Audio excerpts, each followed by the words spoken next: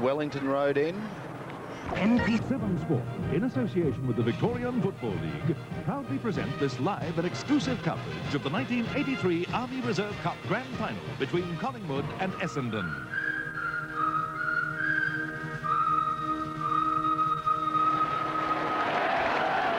Good morning once again, everyone, and welcome to our continuing coverage on 7. We come now to the Army Reserve Cup Grand Final to be played this year between Collingwood, the very strong Collingwood side, and a most enthusiastic Essendon line. Once again, I welcome to the microphone former Collingwood champion Peter McKenna. Good morning, Pete. Morning, Sandy. How are you? Extremely well, and so too are the conditions and the ground here at the MCG for this Army Reserve Cup match. Perfect conditions. We just saw the under-19s game, which of course Melbourne won, and they handled the ball beautifully. So I think we're going to see two great games this afternoon, the Army Reserve Cup and of course the senior match. Peter, let's have a look at the two sides competing in the Army Reserve Cup final, because the Collingwood side in particular is studded with some very good senior players, and the interesting thing with the Essendon lineup, it's going to give us an idea of just who is going to be on the interchange bench for the seniors, because is Copping going to come out, is Ezard going to come out, is Cameron Clayton or Ronnie Andrews? Well, it's very handy for Alan Jeans, of course, to Sandy to get the first look. He'll see who's out there on the ground, he'll know who's playing for the Essendon senior side, but that Collingwood side looks a very, very experienced side, and yet the Essendon side, even though they were well beaten by Collingwood in the last time they met out at VFL Park, they will be strengthened by the inclusion of those three players who dropped down from the 5 interchange named. Actually, their line-up in the Army Reserve Cup, well, their confidence would be moving not unlike that of their senior side, because they've started to win in the reserves, and we've seen their confidence, particularly over the last 2 weeks, really grow. Yes, it's been an amazing transformation. In fact, Kevin Morris has done a marvellous job with that Essendon reserve side, and well, when you look through it, they've got some pretty good players. You know, guys like Michael Thompson, Salmon. Well, I see Ronnie Andrews mentioned. It'll be interesting to see actually if he's in it, but he'll liven it up if he's playing. And Frank Donnell, Alan Stoneham, all those guys, Graham Schultz, have all had senior experience. And I think this is going to be a magnificent match we're going to witness in the Army Reserve Grand Final. I don't know whether Collingwood were pulling a blind or not, but I couldn't believe some of the placings of their players in the paper late in the week. For example, they had Mark Wiedemann at centre-half back, Banks on a wing, Teasdale at half-forward. I would imagine Tees would probably start up in the pocket or at full forward. No way knowing Graham Teasdale will play centre forward, no. Sandy. I think that's pretty obvious. The last game we saw, of course, Graham was struggling a bit for pace. That was down at the Lakeside Oval, and I'm pretty sure he'll play in that goal square, because he certainly hasn't fully recovered from that knee injury. Well, where would you play Mark Wiedemann? Would you play him perhaps at half-forward or on the ball? I think that Mark will probably play as an interchange, changing in the ruck with Stuart Acton. Acton was named as interchange ruckman. I'm pretty sure those two, I'm not sure which one will start off, but I'm pretty sure they'll do the ruck work. And one player I'll be very interested to watch there for the Collingwood side is Alan Edwards, because he really, you know, he has got a ton of talent, and I just would love to see Alan Edwards get back into senior football. And today, well, maybe the start of a big comeback for Alan, and he's a big game player and a tremendous mark. So, as I say, I'm pretty sure he'll line up at centre forward. All right then, Peter. Well, we'll know exactly what is going to happen in just a couple of minutes' time when the two sides come out on the ground. We'll take a break and return to the MCG in just a moment.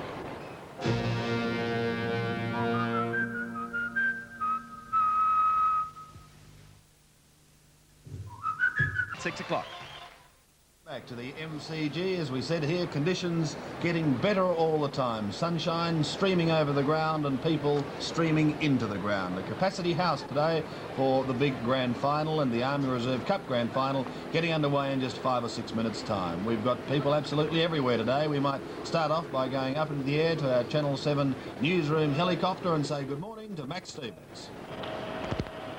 Yes, Sandy, thanks very much, and good morning to you all from the 7 National News helicopter. We're sitting at 800 feet over Brunton Avenue, and what can you say about Melbourne's fickle weather? Today, the Weather Bureau tells me it's expecting a top temperature of 15 degrees. Currently, we have a southerly wind of about 15 to 20 knots.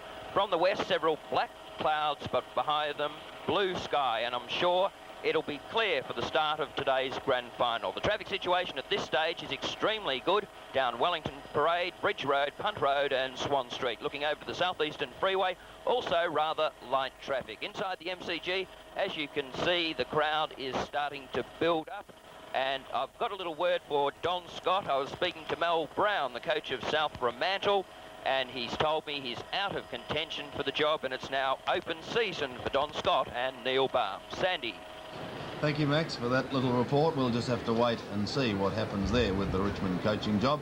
Well, that was a look at the MCG from there, and I wouldn't imagine there will be any traffic problems at all, because people have been urged to take as much advantage of public transport as they possibly can today, and it would appear as though they are doing that at the moment. But that's from the air. Let's go down to the ground, because that's what it's all about, and say good morning to Stephen Phillips. Good morning once again, Sandy. Yes, the conditions down here at the moment are absolutely first rate. It's nice and sunny. There is a breeze.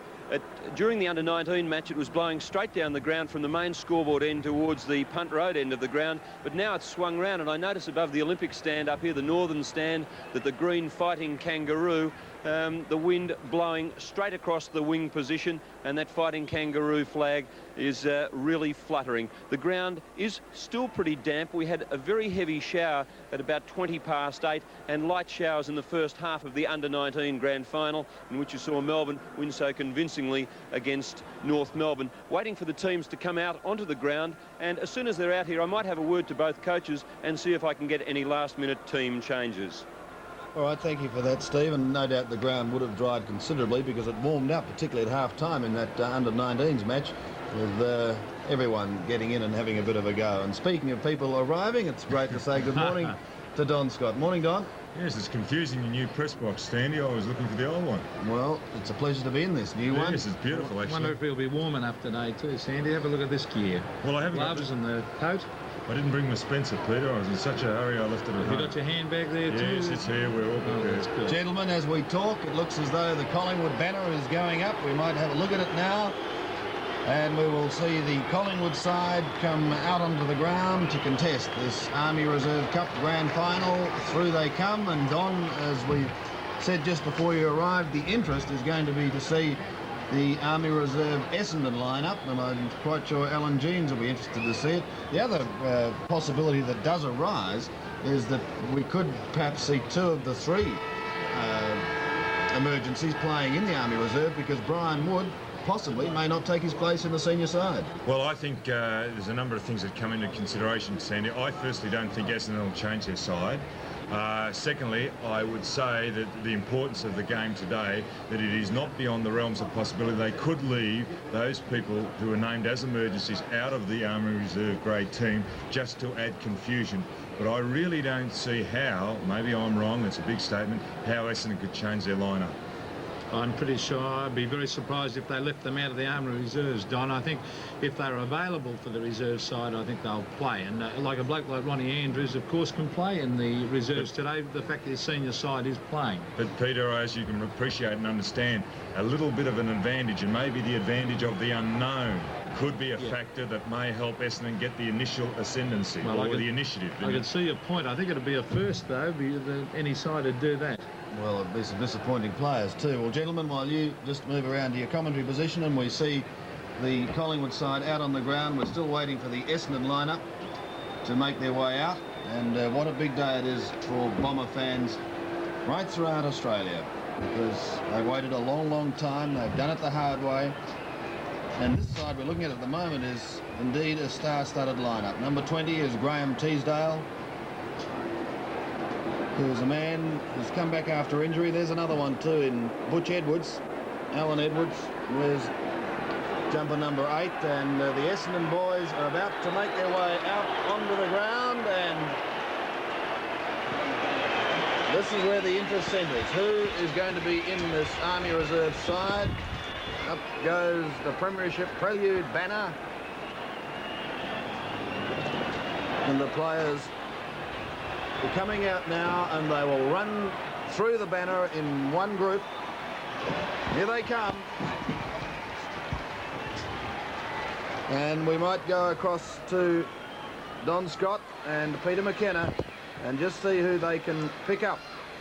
Well, the first one, Sandy, Ronnie Andrews is out there for a start. So Ronnie Andrews playing, Doug Cox is there, of course. But I think more interest is with who they have reserved is Copping out there. Can you see him? Well, we'll try and pick him up in a moment. Wood. We'll C. Andrews. C. Which Andrews is there, as they yes. go Number around. 4 on your screen, Salmon, Stoneham, Anthony O'Brien, 45 is Sheldon, 55 Callahan. Steve Copping is not out there, so it looks like Brian Wood's not there either. So that's interesting anyway, but then again, as I said earlier, I wouldn't be carried away with that because they've got some good reserves in Cameron Clayton and Wood. So it will be interesting to see how the senior team does line up.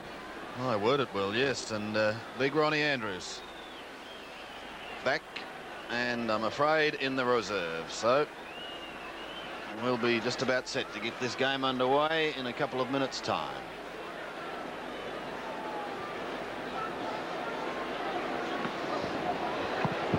Umpire's just having a couple of practice bounces with the football, but there's no problems at all in the middle there. Don, we've seen this Collingwood side on a number of occasions, and they've looked pretty impressive, haven't they? Although it's going to be interesting to see what they do, particularly with some of their big men like Mark Wiedemann today. Well, this is interesting, Sandy, because we saw them and we said and we nominated the game as a most disgraceful game earlier on in the year in the final series itself.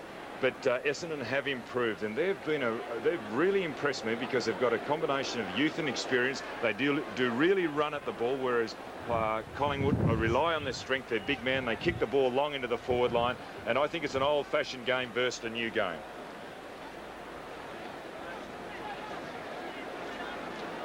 No doubt the army of Collingwood supporters very keen to see this group of men try and add another Premiership Cup to their trophy room. Let's go down to the ground before the game starts once again. Steve, you any news down there?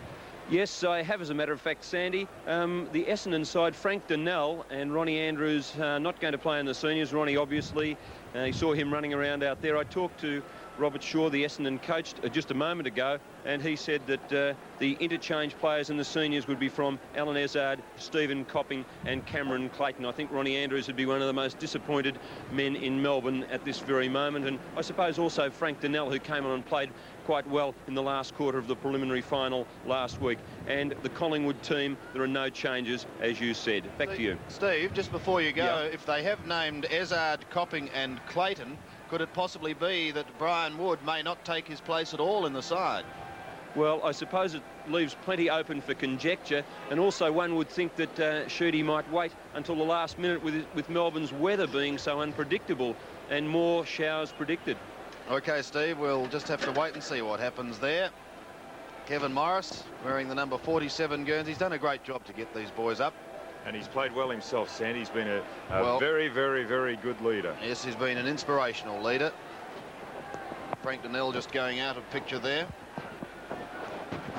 And as Stephen said, probably one of the most disappointed men here today would be Big Ronnie. Yes, I think after all those years playing at Essendon and a chance, and I'm pretty sure, Sandy and Don, that the suspension has certainly cost him his place in this grand final side, because out he went. In came Kevin Walsh against North Melbourne and played a great game at fullback, and of course Ronnie couldn't get back in the side to take his place. So I think there'll be a lot of Essendon supporters feeling today for Ronnie Andrews, because well, he certainly held in pretty high regard out there. My word, he is, Pete. Well, we're just about set for a start in this Army Reserve Cup grand final, with Essendon going towards the scoreboard end. Teasdale, as we thought, making his way down to full forward. He was named at half forward. Collingwood have won 7 reserve grade premierships, the last one in 76. Essendon have won 5, the last one in 68. 1968 again. So the opening bounce in the Army Reserve Cup grand final. Mark Wiedemann starting on the ball for Collingwood, up against Salmon. It's Wiedemann who wins it. Beers who puts them first into attack, down towards the half-forward line, and a good mark taken by Carl Herbert, one of the smallest players on the ground. Distance should not be a problem. It's already interesting, Sandy, to note that from the first game, Mark Wiedemann started on the bounce against Salmon and got that hit out. The kick from Herbert on its way. Teasdale makes plenty of mileage to say well done And there's a good start for Collingwood. The reason I say that, Sandy, because we remarked earlier about when Salmon gave it away, when Wiedemann stuck his feet up, Salmon gave it away and really didn't want to know about it. That was when Wiedemann was reserved. He showed a lot of aggression. Salmon remembers that, Wiedemann remembers it, and he got the first hit out, so that's what they require. Interesting that Teasdale is down at full forward and Edwards centre half forward. Stewart is down at full back as well. Once again, Wiedemann jumps straight into Salmon, as Don said. Down towards the half forward line the ball goes. Here's a chance for the Magpies. Onto the left foot goes Kelly. Down towards full forward. Banks dropped the sitter. In they go after it. It's on that half back line. Mark Thompson's got it. Goes for the hand pass. The umpire set a free kick. It's Ronnie Andrews' free kick behind the play. And listen to the roars of the Essendon supporters as Ronnie Andrews takes his kick at half-back flank.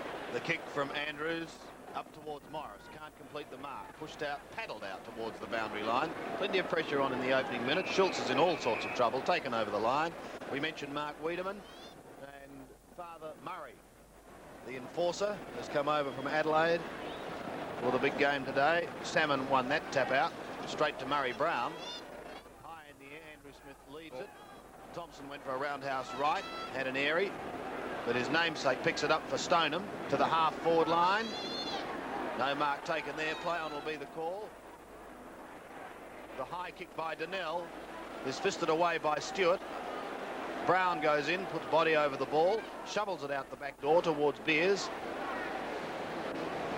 No one able to pick it up, and the umpire will come Actually, in. there have been a couple of insipid efforts already, Sandy, and this is, you know, maybe an indicative of the way they're playing. Thompson, when he went for a whoosh, Bettison took a couple of short steps when he's running into the pack then. Centre half forward. There it is as the ball is shoveled out. The umpire calls play on. It's on that half back line as Peter Carter kicks it towards centre wing. A diving attempt out there by Salmon.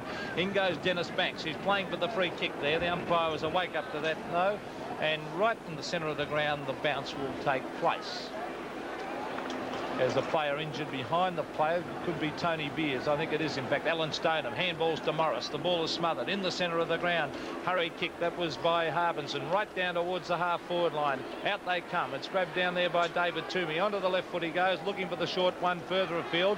Kevin Morris leads in the race for the ball. Shovels it back towards the boundary line. The umpire said a push in the back. And it will go either to Kevin Morris or Mark Thompson. Kevin Morris, the captain coach of the Bombers, will receive it. Just on the defensive side of centre wing, he goes short. Effective, however, to Waterson. Now, why? Waterson to the half-forward line. Out comes Big Salmon. Takes it in front of the eyes. Callaghan gives the lead. It's a shocking pass. That's a shocking poor kick. That's the weakness in his game, I think. Sandy's kicking. We've seen that in many games. He's a good player, a good mark, a good ruckman overall, but a very, very poor kick. Carter's kick. Shaw out wide towards Herbert on the flank again. Looks for Edwards going past, but well intercepted. A chance now for Thompson to receive. He's in trouble. Ronnie Andrews is there. Puts the body in strongly. Pushed down towards Teasdale. He's muscled out of it. Here's a chance now for Cooper. He's goal.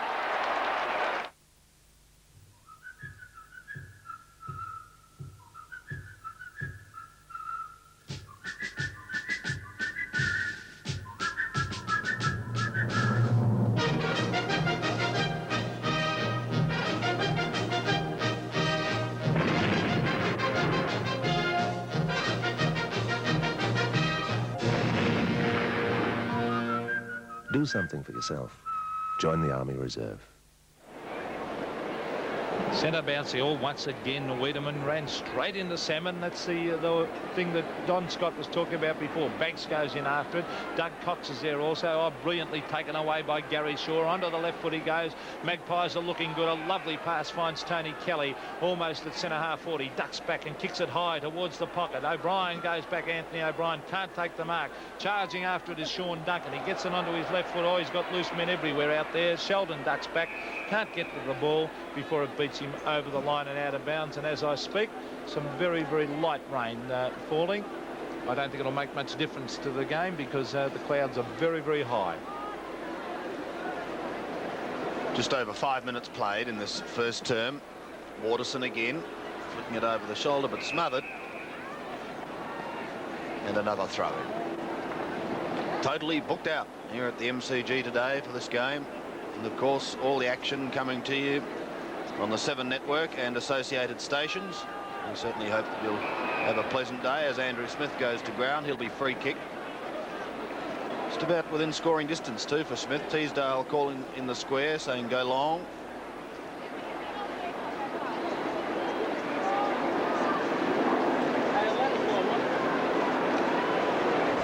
Carefully lines it up. Sheldon on the mark. The left foot drop punt from Smith going into the square and over the top for one behind only. So the first blemish on the scoreboard for either side. Collingwood moved to 2-1, 13. Essendon yet to score. There's the kick from Anthony O'Brien out towards the half-back line. A lovely mark. Chipping in across the front of the pack is Tony Russell. He's normally a great kick. He goes for the long torpedo. Oh, Teaser goes back. Graham Teasdale couldn't quite take the mark. The ball comes off the hands of he and Anthony O'Brien over the line and through for another behind. So 2-2 Collingwood. Essendon yet to score as we see Gary Sheldon about to kick in from fullback on that left foot. The outer side of the ground. He kicks long and wide, and a beautiful mark over the top there is taken by Tony Beers. It was a beautiful mark, Pete. He really had the drop on the pack then. The others really didn't get off the ground, but still good judgment. There's the kick up towards full forward over the back of the pack, but there's a free kick, and big Paul Salmon will take this one for a push in the back, said the umpire. And Salmon, with his great height, is always a very, very handy player in these Army Reserve Cup games. Player who many people think has got a great future in the senior side. Here it is on half-back flank, and it's brought back into play there by Waterson. Over to Wiedemann. Wiedemann kicks it towards Cooper. Brett Cooper goes in hard after the ball, still keeping his eye on the ball. It's grabbed there on that half-back line. A free kick for in the back will go Essendon's way, and that is Michael Thompson on the bottom of the pack, I think, or is it Mark Eustace? Eustace, in fact, it is on half-back flank. He elects to kick straight over the centre. Scott Knight, oh, a big mark, Frank Donnell. A big fly over the top of Scott Knight, and he kicks towards the half-forward line. If anything, the breeze is favouring the end, which Collingwood is kicking to. I think there's a free kick going to Stephen Richardson on half-forward flank for another push in the back. He'll go down to the forward line where Andrew Callaghan is lurking. A very powerfully built forward. Behind the play, Mark Eustace in all sorts of trouble. In fact, is being carried off the ground by 2 trainers. Sandy? Bad news for young Mark Eustace at 15 metres. Sees Richardson just that much closer. Shoots towards goal and puts on one. Those kicks are costly because he could have kicked that goal. He just was indiscriminate the way he just dropped the ball onto his boot. Stewart does that. 2-2 to 1 point, favouring the Woods. Stewart going to the outer side. A bit of infringing going on there. And it looks as though the free kick will go the way of Banks. Dennis Banks on the half-back flank. Going short. Some loose checking by Essendon early on in this game. It allowed Collingwood to just sneak away. Smith's kick goes up towards the half-forward line. And we'll see the Woods move further forward now. Now, Teasdale has come out on a long lead. Was in the pack, but unable to complete the mark. Merv Harbinson gets a hurried kick back towards the centre. No mark taken, although it was a courageous effort. Collingwood attempting to use the handball. It's a chance for Kelly as he spears it back in towards full forward. Oh, Cooper's in the front. And taken a great mark. Actually, it was a good mark, Sandy, but the interesting thing leading up to the play there, that Collingwood is not as skilled. There's Cooper in front. A basic thing, be in front in football. But the way Collingwood are attacking the ball is the big difference. They're not as skilled as Essendon because we saw young Herbert the way he kicked a hand pass. But here's Cooper lining up, and I think he's kicked truly. Yes, he has.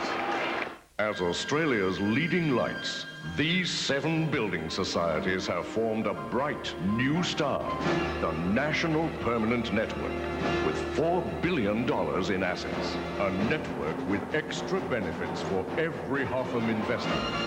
And Hotham remains a star in its own right, the brightest in Victoria. The National Permanent Network, Australia's new $4 billion superstar. Back in the centre bounce, it was won on that occasion by Salmon, taken away by Merv Harbinson with a high kick up towards the half-forward line, a difficult one to mark. Well, that's a free kick. Well, he hasn't given it. He did go all over the top of him. Stoneham solidly met and is caught. Play on the call. Carter tackled once, twice. Now Andrew Smith. Hurriedly to the half-forward line. Banks got a bad bounce. Charging his way through Preston is Douglas Cox, the former St Kilda and Richmond player. Down towards full forward. Callaghan with the one hand, forced onto the defensive. No one able to pick it up. Toomey goes with a roundhouse right to the boundary line and puts it over. So almost 11 minutes gone in this first term. That's Michael Davis on the screen, who came on in place of Mark Eustace. That Collingwood backline is a very talented one. You've got Toomey with the experience in the seniors. You've got Stewart at full back. Carter's a good player. Graham Allen, of course, is a couple of hundred game player. And, well, they're a pretty tough nut to crack down there, the Collingwood defence. There's the kick coming towards centre wing. A lovely pass finds Banks.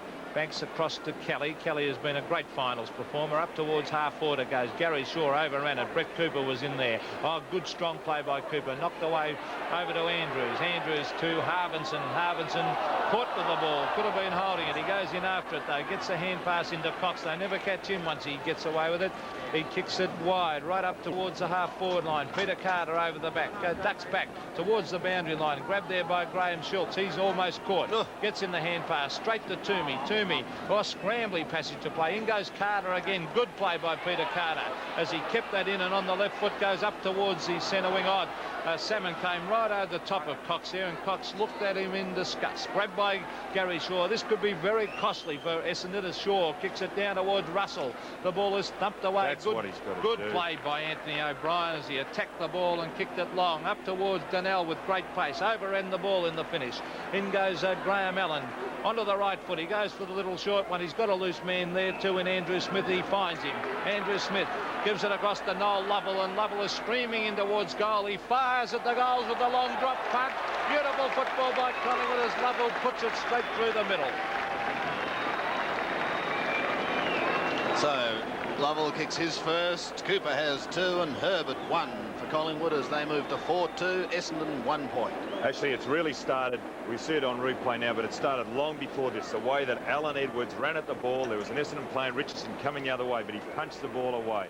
And from that, Collingwood were inspired and went on, and they created a loose man and kicked a goal. Little things like that win games. I reckon it even started further back when Salmon spoiled his own man going for that mark, and Doug Cox and Collingwood got the break as the kick comes right out towards centre wing. In they go after it, a one-out duel here. Chance now for the Bombers as Mark Thompson's got it. He goes wide with a little short pass. Finds Harvinson. Move Harvinson. Half-forward flank. They badly want a goal, the Bombers. He's gone for the short pass towards centre half-forward over the head of Davis. Gary Shaw pushed in the back and must receive a free kick on half-back flank. And Shaw already looking good in this game. He goes for the short pass towards centre wing, and he finds Noel Lovell. The Magpies looking real good as it over to Murray Brown. Too slow to get rid of it. Finally gets in the kick down towards half-forward. It's grabbed there by Sheldon.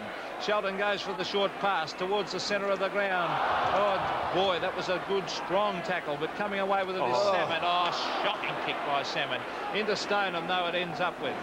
Grabbed down there by Mark Thompson. Left foot, looking up there for Donnell. Out comes Callaghan. Over the back is Craig Stewart, who kicks it wide towards the boundary line, and the ball finally rolls over the line and out of bounds. We exasperate ourselves when they do things like that, Peter, but the thing is, the reason for it is the fact that Collingwood are tackling much harder than Essendon.